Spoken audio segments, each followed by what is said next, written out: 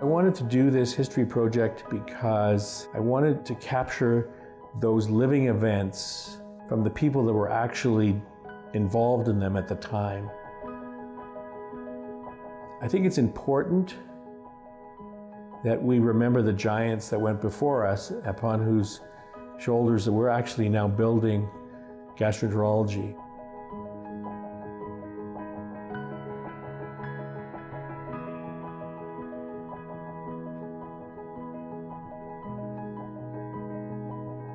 I wasn't there when Shabanic and Wenzel and Fred Weinstein were concocting and moving these things forward. But I wanted to capture them on video and have that forever.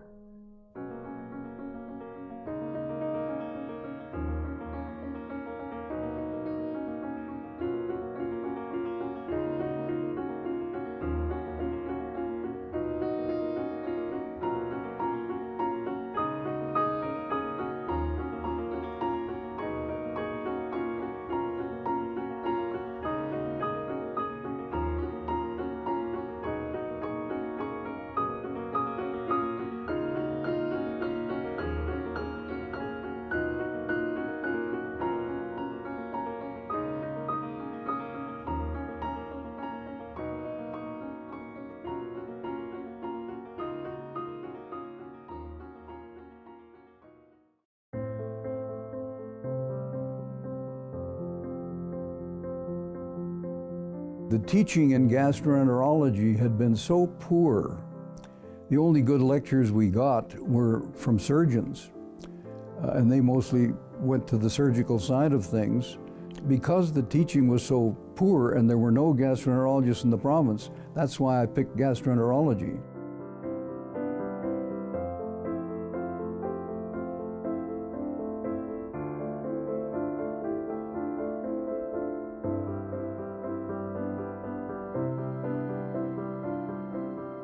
I took 2 years of medicine and a year of gastroenterology, and that qualified me to come back to Canada.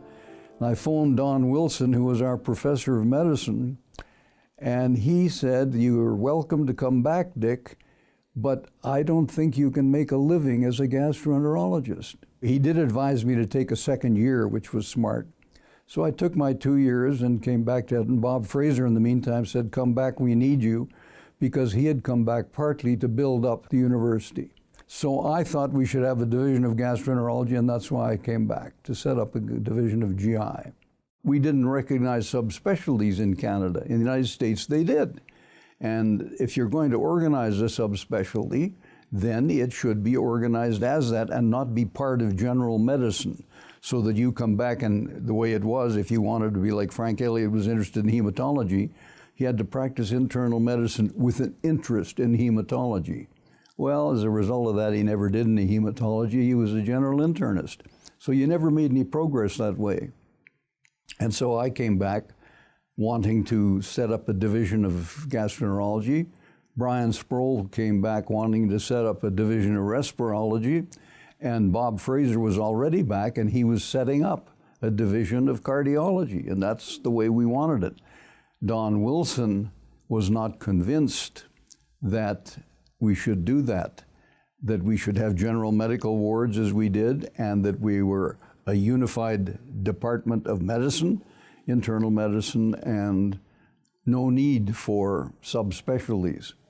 So you had to convince people that this sort of new administration and teaching was necessary. And so Don Wilson wasn't sure I could make a living as a gastroenterologist. The chief of orthopedics didn't think I could make a living as a gastroenterologist. It was just a different attitude. And it lasted because when George Goldsand went away, deciding to become a specialist in infectious diseases, and came back, everybody smirked and said, "Boy, he's going to have a tough time making a living. Anybody can order penicillin." Well, of course, now infectious diseases is a highly important and specialized specialty. But everybody had to fight the same fight to get people to recognize that.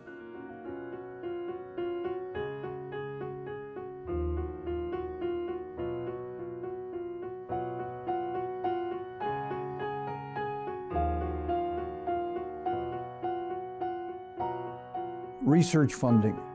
The best he could get me was $1,500 a year from either the Medical or National Research Council. What could you do with $1,500 a year? Nothing. Where was there a lab? Well, he had to, because he was the first guy back, he had taken part of a ward and set up his endocrine lab there. There was nothing else of it. So he said, why don't you take an afternoon off some Saturday and start up on the 6th floor where I have my lab and go through every floor of the hospital, including the basement, and then go through the Wells Pavilion, and then go through the Mewburn Pavilion, and see if you can find an old closet that isn't being used. We'll give that to you for your lab. In those days, the U of A had gotten by with part-time doctors teaching. That is, you'd run a practice and they'd ask you to run a clinic, 2 hours on Thursday morning or twice a week or what have you. And they got by that way, getting free teaching and paying almost nothing. When I started as a lecturer, I was paid $100 a year for all my teaching responsibilities. I was assisted by a fellow named Alan Gilbert. He was a student, he had a sense of humor, and he liked teaching, loved teaching, and the students loved him.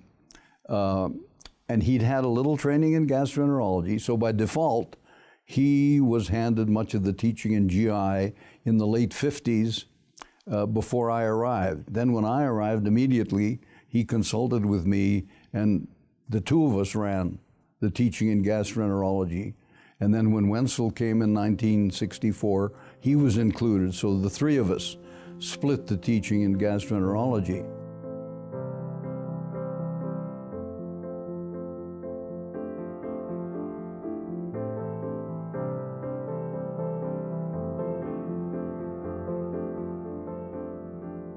The only other gastroenterologist was Dick Sherbaniuk.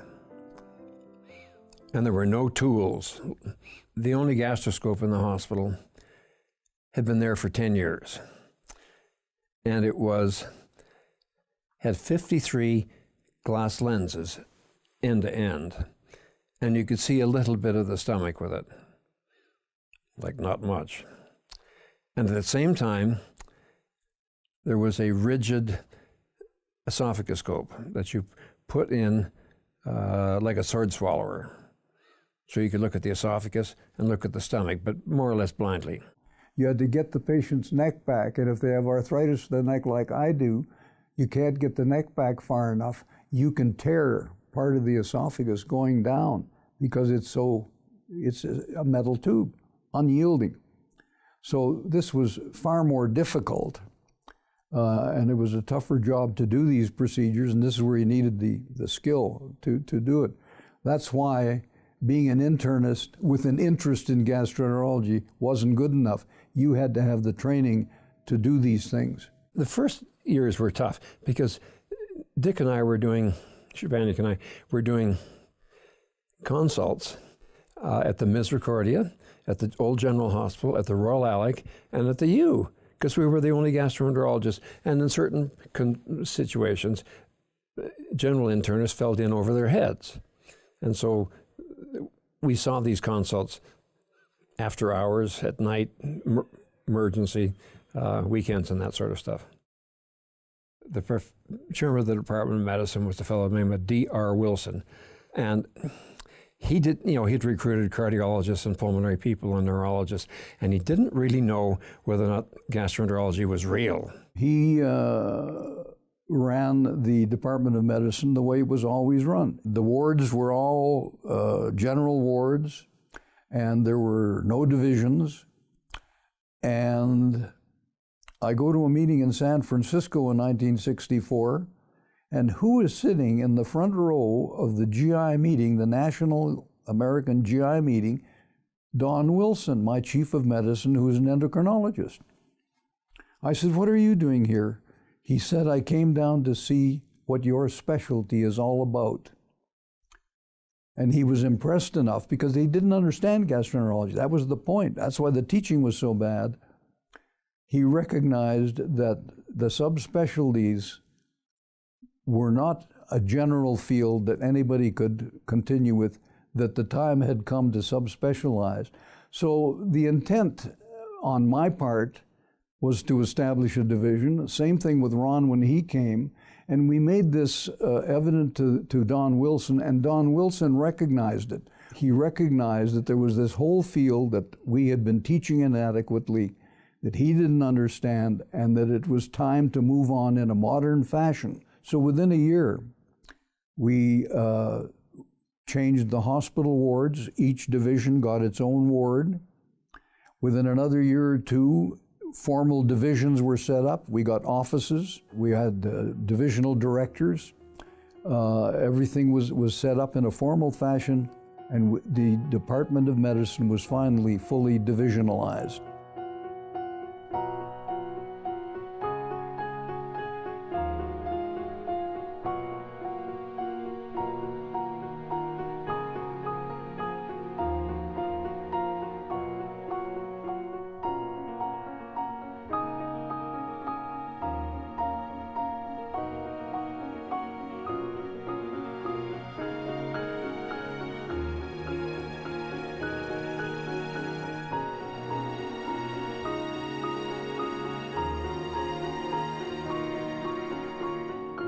Dick Sherbania comes back from Detroit. Gastroenterology is not really a specialty yet from the Royal College standpoint, but they formed the Canadian Association of Gastroenterology, 11 members. And they focused around a yearly meeting. And Walter Mackenzie and Alan Gilbert were both early presidents of the Canadian Association of Gastroenterology. They weren't gastroenterologists, but they had developed this level of expertise around gastrointestinal health and disease that allowed them to become part of that society, lead that society.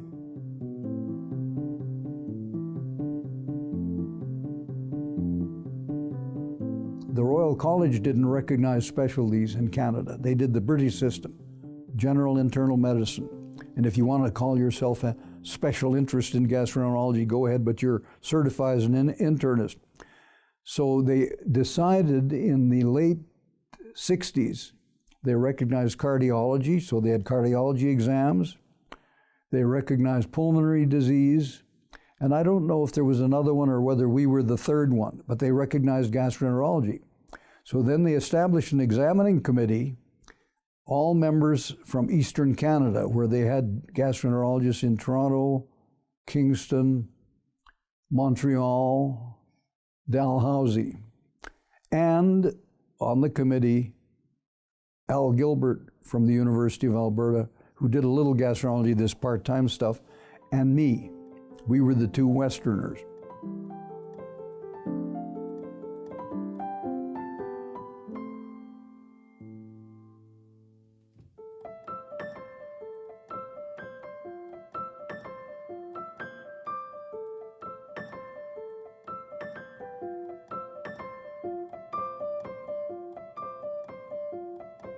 I had to participate in doing the planning for the Clinical Sciences building, which is, I think, 12 stories.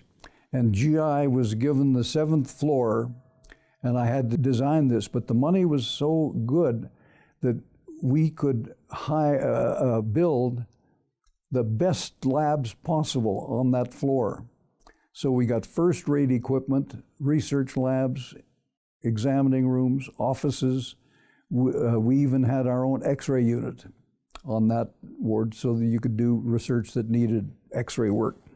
So then Walter Mackenzie said to me, Dick, you got to hire a full-timer to fill that lab you've got on the 7th floor.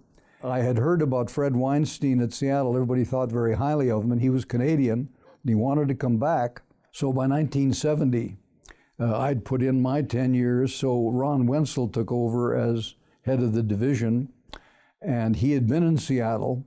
So we hired Fred, we met Fred, and we got along very well, and we made a deal. He said, you've got to protect me. I want to do research, and I can't be taking phone calls all the time from referring doctors. So we did that with him, and later when Alan Thompson joined us, so that they had protected time in the lab while we did all the clinical work.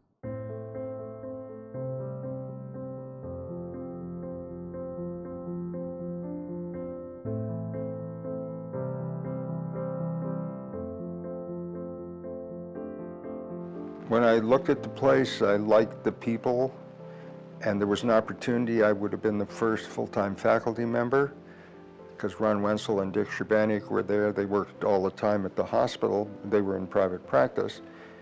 And it just seemed like a good fit from a position point of view, from interpersonal point of view.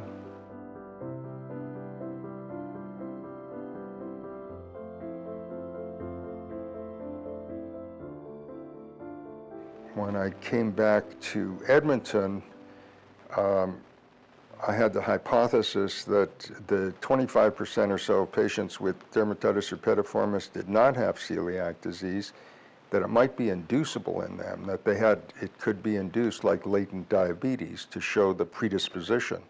So I actually proved that. What I did is I set up a special biopsy laboratory just for gastrointestinal biopsies, which may be the first in Canada, I'm not sure, like we had in Seattle. And it just advanced the use of biopsy because you had proper processing. And I was blessed and lucky. There was a pathologist by the name of Theodore Schnittke there, because I needed to have the official blessing of the path department, because I'm not a pathologist, to sign them out, but somebody that I could work with who would sign out the biopsies, and he was there. And he was one of a kind. He'd gone to Johns Hopkins, he trained there, he raised African violets, he read everything, just a Renaissance man. Not just with medicine, but with everything. Yeah, and that was really one of these planetary accidental alignments that was just perfect. That was a highlight for me. On Station 43 at the old University Hospital, there were 3 private rooms. And people had access to any of those, depending on how sick patients were. Well, the head of the Department of Pathology was sick, like real sick, and with chest disease. And all the pulmonologists came and saw him, the cardiologists came and saw him. They had no idea what to do. Then one day, from the depths of the pathology department, a fellow by the name of Ted Schnittke. Sorry, I'm crying over this. Ted Schnittke was probably the strongest academic in the faculty of medicine ever. And he came up and reviewed all the records and said, Dr. McGregor has Legionnaire's disease. This was 1977. It had just been described from an epidemic in Philadelphia. And Schnittke was right.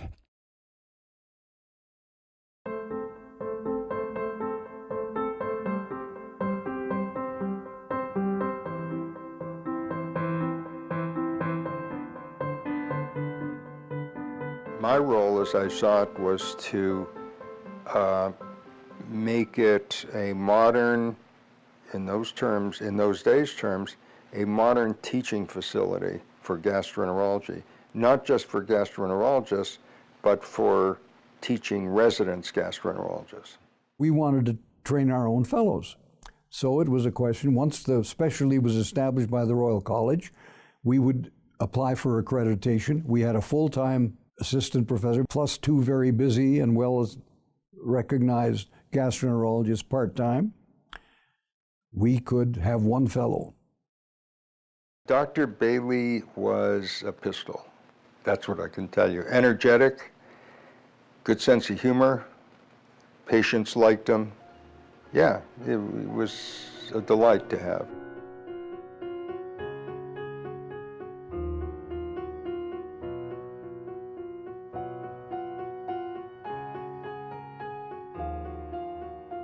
Well, I wasn't sure what I wanted to do. I really liked internal medicine. And we're talking a long time ago here, so I wanted to be a diagnostician. Half the blood tests we have now we don't have. We didn't have an ultrasound. We didn't have endoscopy. We didn't have any of that stuff. Actually spent a long time taking histories and physicals and thinking about the patient. And so I went to infectious disease and said, what could you offer me? And I went to oncology, which I also liked, and said, what can you offer me? And then I caught Ron Wenzel and said, listen, what have you guys got to offer me in gastroenterology? And they didn't say, this is what we can or can't do. They said, come and talk to us on Thursday. I think it was about a Tuesday. He says, come and talk to us on Thursday. So I showed up on Thursday, and Ron was there with Fred Weinstein. And they said, here's what we can offer. He and Fred Weinstein had met and sketched out what they thought would be a great program for a fellowship program, for the GI fellowship program. And it involved 6 weeks pediatrics, 6 weeks of radiology, and then working on the ward and in the ambulatory situation and in endoscopy, all to take place in a year. It sounded great, and I said, sign me up. And I did. It was wonderful. I had a great year. What did I learn as a fellow from those two in particular and Fred? This sounds pretty basic, but I got to tell you, it's the most important. I learned how to talk to people. Now, I didn't come into it not knowing, but they polished me. And then when I was in practice, I developed my own style, but the importance of talking to people, listening, that's it, not so much talking, listening, taking a history, examining the patient, and getting a working diagnosis. You're supposed to learn that in medical school. And we all pay lip service to that. And then I learned a lot of that as an intern, but internship was very practical. You were supposed to learn practical things so you could go into practice. And then as an internal medicine resident, as say, you learned the recipe and how to do it and then how to think a little bit. But I think how to deal with people and how to think about the disease and then incorporate those things into the practice. They didn't preach at me, but you watched how they did it. Dick, a little more wordy, a lot more time on physical exam. I ask the patients to keep their hands by their sides because if the hands are up this way, there's a tendency to tighten the abdomen, hands by the sides, knees up, head to the left, and I ask the patient to look at the wall, and if they have a sense of humor, suggest to them that they think tranquil thoughts. Ron, a little bit more assertive, a little bit more direct in his approach, but you learn from both. The combination was very good. When did you first develop the symptoms that brought you to see me? Fred made you think of the pathophysiology and then made you support your working diagnosis and eventually your real diagnosis with data. The fellows in the clinic would see the patients first and then present the patient to me before we went in, and then I'd ask follow-up questions.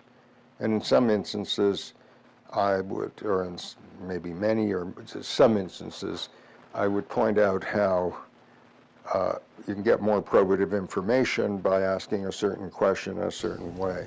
Could you tell me, please, what brought you to see the doctor the first time? Was it a steady kind of a pain? Now, you say you had this pain for 1 week prior to coming to the emergency here? Did I learn from those guys? You be sure I learned from those guys. I learned from everybody along the line, but boy, they were very instrumental in helping me. And you be sure, the same with all the fellows as they went along. After my year, 2 residents moved into GI, Dr. Jim Piercy and Dr. Dennis Todoruk. Jim had been a junior resident with me when I was a senior resident in internal medicine, and we were great friends, great buddies. And so I like to think that I influenced him to move into gastroenterology, and he got along again extremely well. He was an outgoing, vivacious guy and had a good time. Dennis Todoruk, and Dennis I think Dennis was very interested in pulmonary medicine. And I think I said to Dennis, you know, pulmonary medicine's okay, Dennis, but let me tell you where the action is and where you should be. And encouraged Dennis to change his thinking and go into gastroenterology.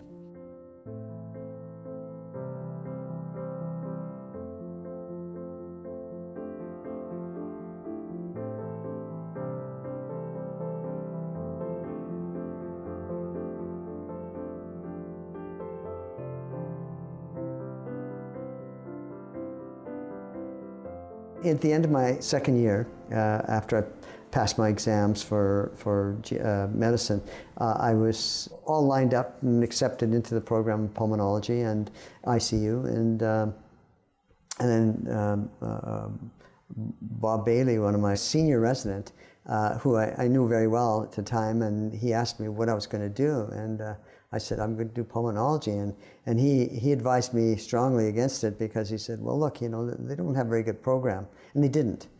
The programs in those days for the senior resident, if you were going to go into a specialty, you're sort of the in-between person. You manage things for the staff. It was like you learned by osmosis. You did a lot of things, and you ran a lot of things. It was just as doing. It was more of an apprenticeship. The GI program, when Fred Weinstein came here, he changed everything. It was more regimented. You'd have a certain amount of time for certain different disciplines. There would be several months for endoscopy, there would be several months on the ward, there would be several months on consults, a month on pediatrics, a month on pathology, a month on radiology. So you had all these strict disciplines that were separate from the ongoing program, whereas in the other disciplines, you had all that. There was no concentration on any one area. Whereas in GI, you'd go in there, you'd work with Dr. Christopoulos, who we considered the god in radiology, because if he said something, it was there. I mean, he probably could do as well in defining a problem radiologically by doing a barium enema as well as doing colonoscopies. He was that good. And so we would work with him and several of the other radiologists, and we'd do the radiology. We'd do the barium enemas, we'd do the follow-throughs. And so we took part in the program, and so you learned a lot more that way. And we really got a good overall introduction and practice of gastroenterology. So it was a very, very good program. Very different for the time. I was the first one in, and then the same thing happened to Dr. Piercy. This happened to me. Bob Bailey convinced Dr. Piercy not to go into oncology, but to go into the GI program, and he too did the same thing I did. And they decided they would take both of us. And then Huey Freeman came in our last year. That was his first year.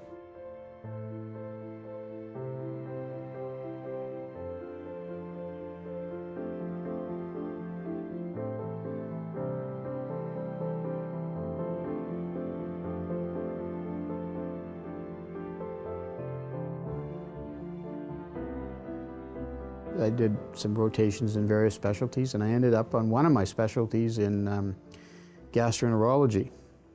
And by this time, I'd already met most of the faculty then, Dr. Shabaniak, Dr. Wenzel, and Dr. Weinstein, who were starting a program out.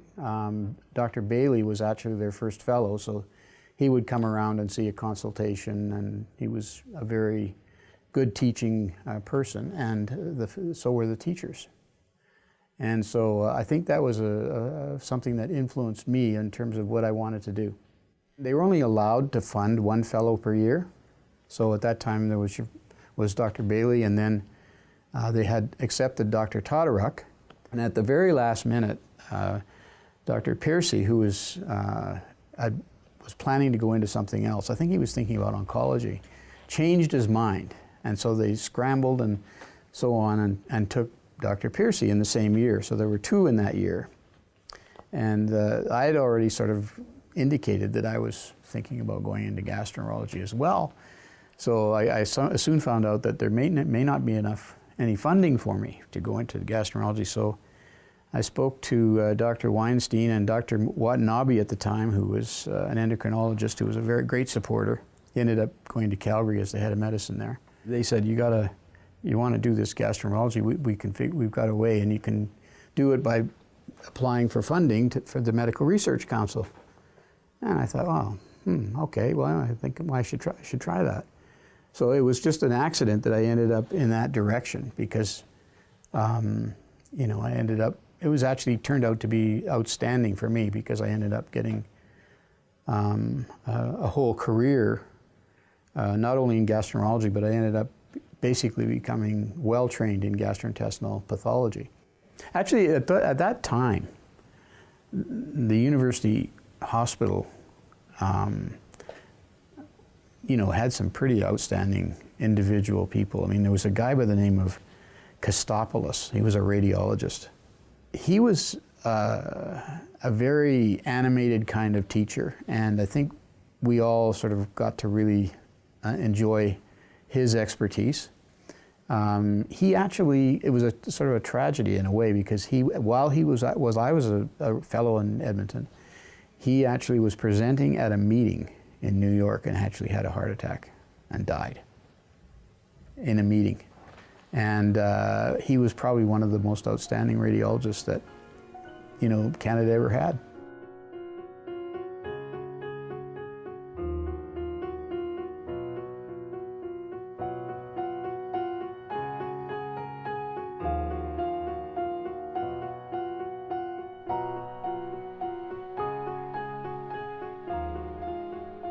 Fred, because he was younger, he had a better rapport with students than we did. They really liked him, and he made a special effort with teaching. He was to be the full-time teacher, but he made a really special effort, and everybody loved him. I try to encourage that they ask questions. If you don't understand something, ask questions. And you won't get into trouble, and if you do, you let me know. So that was really the main objective, was to try to create a spirit of inquiry. The closest interaction was with Dr. Weinstein. I mean, we were his kids. It was really funny. I remember when Dr. Piercy and I were sitting down discussing things with Dr. Weinstein. Every Monday morning we would meet with him, and one of the earlier meetings, I can't say exactly when he said to me, look, he says, if I yell at you, if I criticize you, don't take it personally. So he'd come and he'd be grumpy as heck on a Monday morning. You'd come and sit down in front of him, and he'd say, why didn't you do this and why didn't you do that? And you'd perspire a little bit because you didn't know what would happen. And later he'd say, okay, you know, just don't worry about it. Hey, let's go. And that's the way it was. Dr. Shabanik and Dr. Wenzel were teaching us ERCPs, but they were learning ERCPs themselves. They went to Seattle for a week and picked up a few of the nuances and on doing the techniques, and they're coming back and they would be practicing, and we'd be there with them for 2.5 hours, 3 hours, and then we'd be watching, and then they'd let us do a little bit after they finished, after they were successful. And that's how we learned. They were very innovative, and they were always, whenever something new was on the horizon, they would go and find out what it's all about and then implement it. With ERCPs, we were one of the first in Canada to start doing them. One of the major changes in gastroenterology from when I got in the door till actually I left the door as a trainee was the development of fiber optic endoscopy. And now it's routine. But imagine being able to put a hose into somebody's stomach and look around and see ulcers and see cancers and see bleeding that we could never do before. When you were learning how to do that, you had to attach a second tube onto the end. So imagine you have this thing you hold in your hand and it's got a tube. But if you want to learn, and when you're doing it, you have to look in. Imagine, so you're looking in and you want to share the teaching an info with somebody, you clicked on a second little hose and they looked, but it stole half the light. So it was dark, you could hardly see. Now it's all done with cameras and videos, and it's spectacular. However, that began when I was a fellow. I had nothing to do with it. I was along for the ride. But Dick and Ron brought that to the city, and man, I tell you that, I mean, that was wonderful. We got to go to a major meeting once a year. And it was very interesting because Dr. Weinstein, or Dr. Wenzel and Dr. Shubanik paid for us to go. They would take money from the consult service, that was their money that they earned, and they would put it in a kitty for us, and they would pay our trip. They'd pay our airfare, pay our hotel, and pay the course, which was very nice. Ron Wenzel, for example, would do the ambulatory clinic, and I would see the patient, and he would come over and go over it with me, and then some of the, I guess the fees that he was supposedly paid got put into the divisional account, and it was, I mean, it was a double whammy for him because he had to provide the money. He got paid, but he gave it his time and the money that he made for seeing the patient to the program, and so that allowed us to go often to the meetings, and and it was an important learning development for us, and they recognized that and insisted that we go. Just to show you how they supported me, after I finished gastroenterology, I wanted to go and learn some more. And I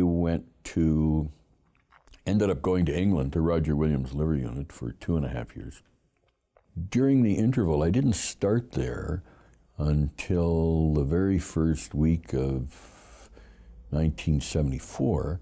So Dick and Ron had me apply for and supported me getting privileges at the University Hospital to work as a staff member from September till December, just to make sure that I was looked after. So it wasn't just, you were a resident, thank you very much, you're done. They looked after me.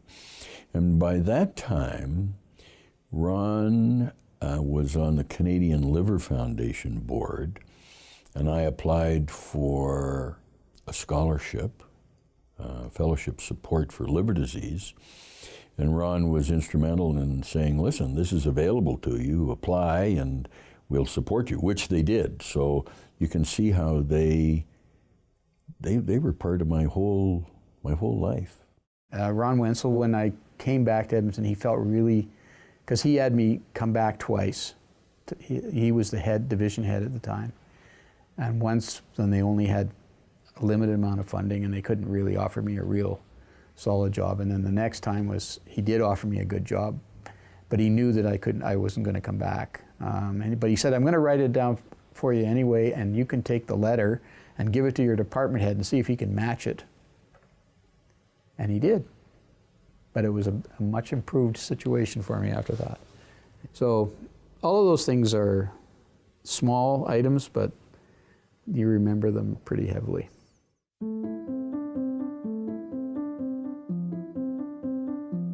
We started to do endoscopy in the back room in the emergency department, and asked an emergency room nurse whether they could help us. Well, then, after each case, in those days we used much heavier sedation than they do now, we lined the cases, the post-operative cases, up in the hallways, and sometimes we had 6 or 8 people on end-to-end stretchers between our back room and the front of the emergency department, and it was safe because there were people walking by every 30 seconds, and they could tell us whether or not some of these patients were in trouble. We pleaded to get new gastroscopes, pleaded to have better facilities.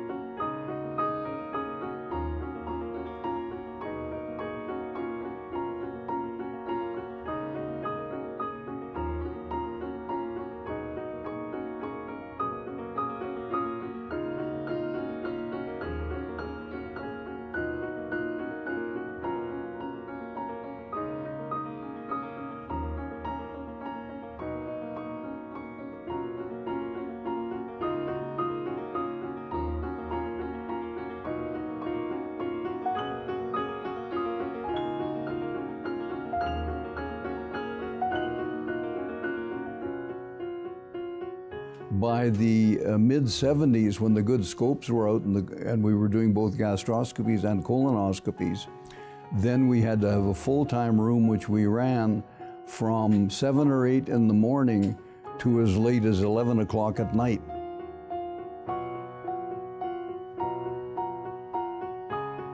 This is the way we practiced. We worked really hard and supported Fred and then Alan Thompson, and that's the way we got the division established. We really worked very hard at this. I mean, Ron and I ran 40 inpatients. That's a lot of patients to see every day, plus an office downtown. And then when the new scopes came out in the 1970s, you spent most of the morning doing endoscopy. So you ended up working an 80-hour week, sometimes 90 hours. Dick Sherbanek and I never had a personal problem. We always got along. He might think one thing, I might think another, but it was never an issue. But part of the reason is that we worked different schedules. To give you an example, my mother lived in a small building near the Le Marchand Mansion. This is after a while. Dick and I had an office at the Le Marchand Mansion, very nice. But I would drop in the morning and have coffee with my mother, and then sometimes take a tape, an old-fashioned dictation tape, over to the my office to leave for my secretary.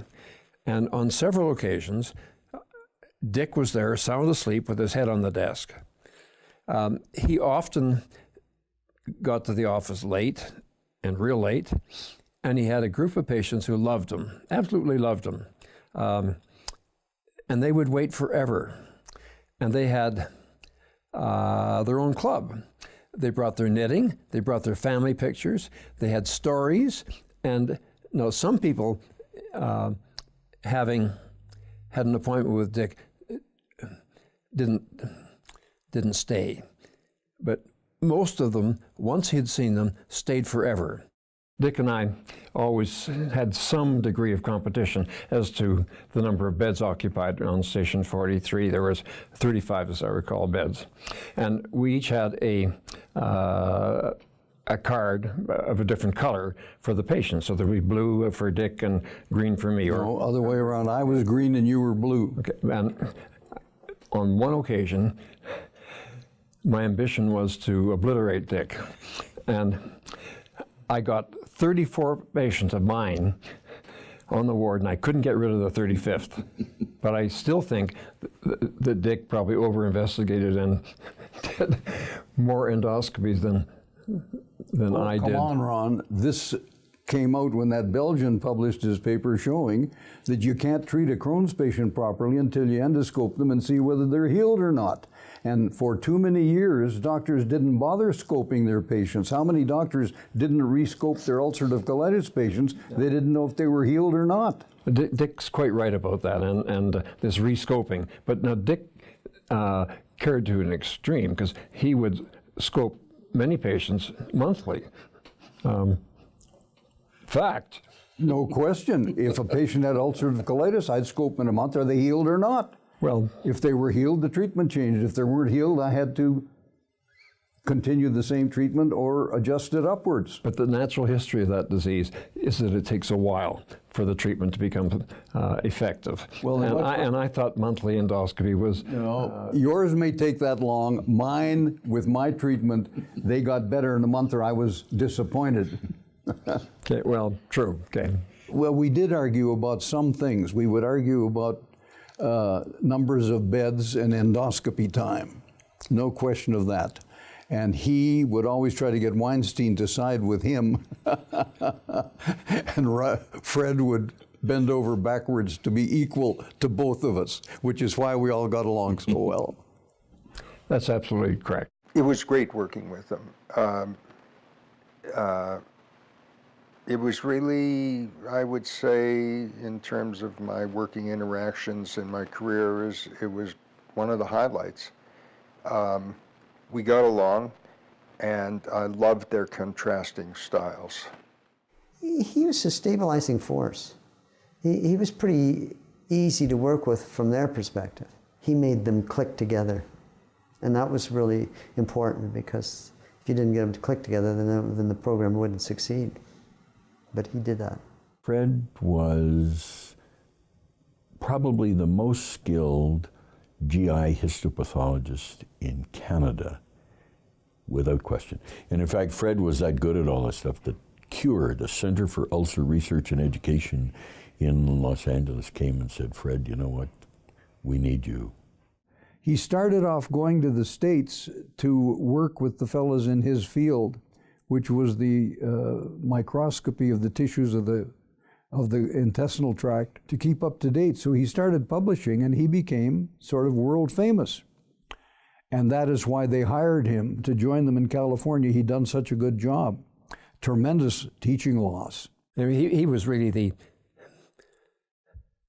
foundation of our division, because he got it going, and he knew what was necessary. Dick and I were just clinical doctors, and he was a true academic. He was a good teacher, knew the literature well, commanded great respect, and everyone loved him. My time in Edmonton as my first academic job allowed me to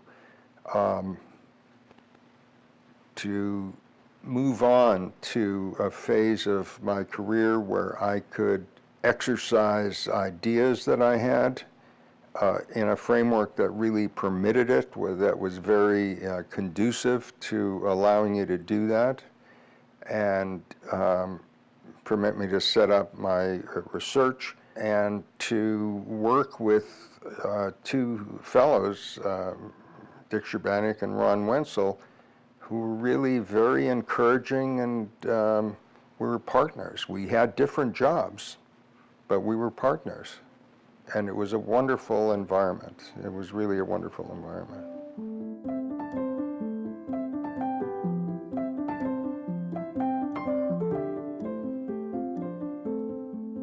We were brokenhearted to see him go, because he had helped Ron with the running of the division. When he quit, Dr. Wenzel had put in 10 years, so he quit. And now we needed a new division head. Well, the chairman of the department by then was George Molnar, an old friend of mine. And for some reason, I don't know whether he didn't have funding or what, he didn't want to hire a new head. So he suggested that our division members elect a head. And they elected me for another 5 years. So until 1986, I was head of the division again.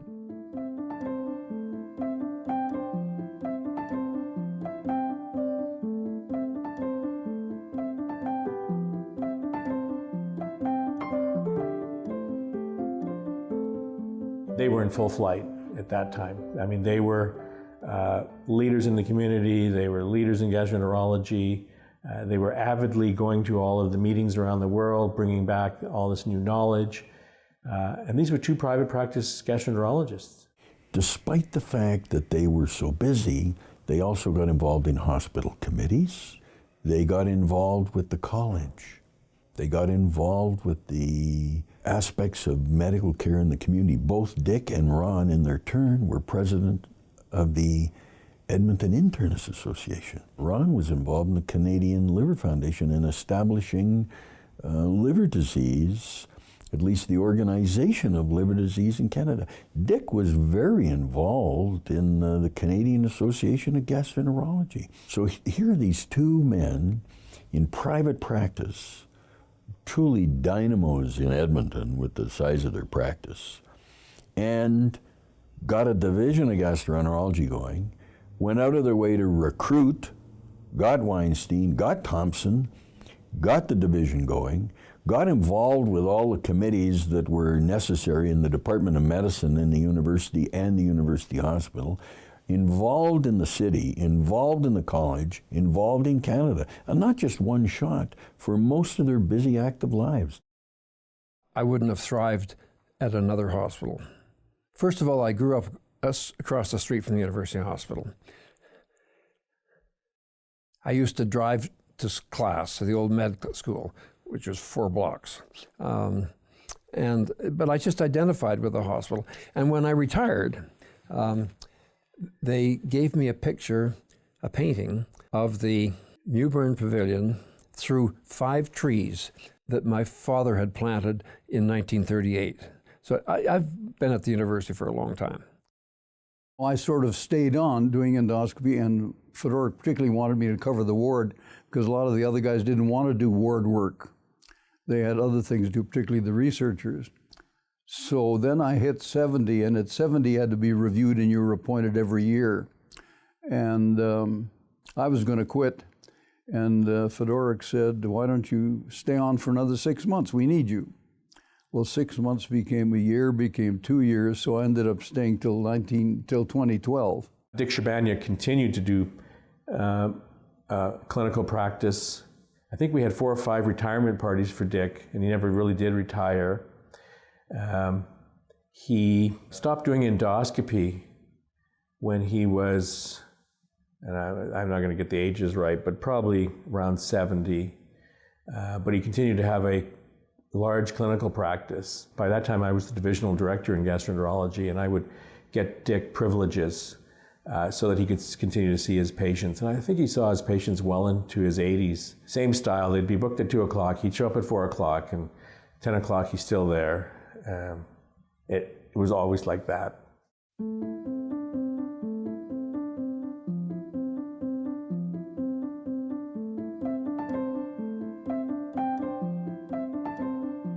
We got a fellowship training program, and that was the key, because it would improve all of us.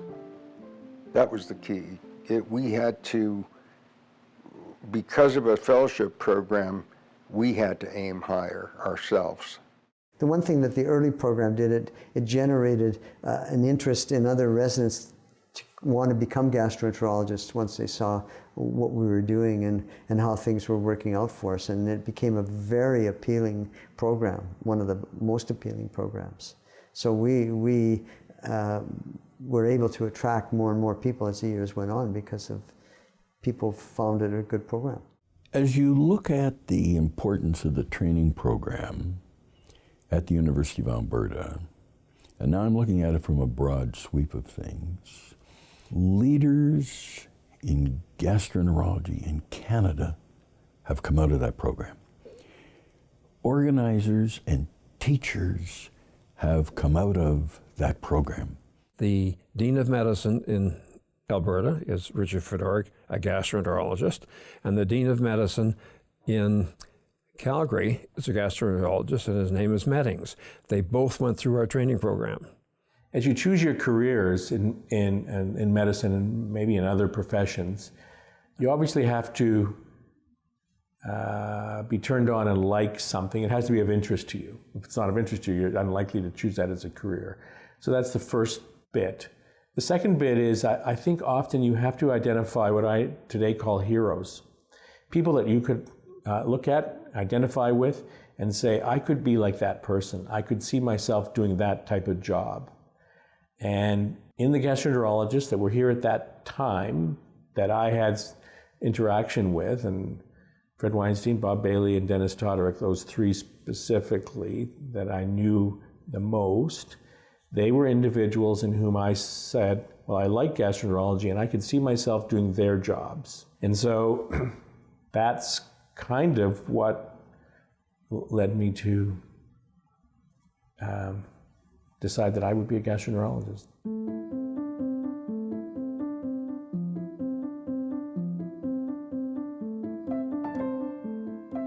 We've got adequate funding now. We've published enough papers. We're world famous. We've got a world-class division. It's a powerhouse in Canada. People have gone through the program and have become very prominent elsewhere. That's good. So I'm proud of the division. They introduced gastroenterology as a major field.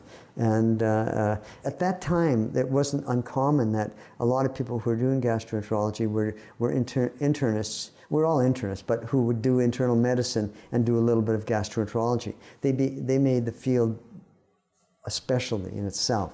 And of course, Dr. Weinstein helped that, and successive people who were here helped that too, but it defined the division as a standalone. You could go out into practice and be a gastroenterologist, and that's what you're going to be. If you look now in the city of Edmonton alone, the Misericordia Hospital has 5 or 6 gastroenterologists. The Grey Nuns Hospital is, I think, 4 gastroenterologists. There are going to be 20-some gastroenterologists at the University Hospital. At the ALEC, there are 14 of us. And of the 14, 4 are alternate funding physicians or gastroenterologists.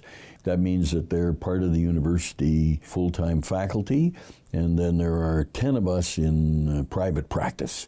And so if you think we started with 2 gastroenterologists at the University Hospital and then the university, added a third, Weinstein, and spread from there, look at the influence of the Division of Gastroenterology in the city of Edmonton, let alone across Canada. Alberta is a bit of a pioneer spirit. I think they had that pioneer spirit as they took it upon themselves to develop something, and I think we still have that pioneer spirit here, and we can continue to develop medicine in all specialties and in this faculty of medicine and dentistry, using that pioneer spirit, driving for excellence, and really not only helping the people of Alberta, but changing the way we practice medicine, being part of the tremendous change that is happening in medicine now, and leading that change. Well, I guess what both Dick and I wanted to do was to be the best doctors possible in the field of gastroenterology, which was new in Edmonton, and we introduced it. So I think we both had that vision of providing service and academic leadership to the extent that we could. What Ron and I have often said was that we had the privilege of practicing gastroenterology in the best 50 years that we can imagine. Dick's absolutely right. We were the forerunners and the opportunity to... So many new things, so much new technology, so many advances. It was a gas. Yeah. It was fun to come to work every day, absolutely. And for you sometimes to go home. I missed that. I seldom went home.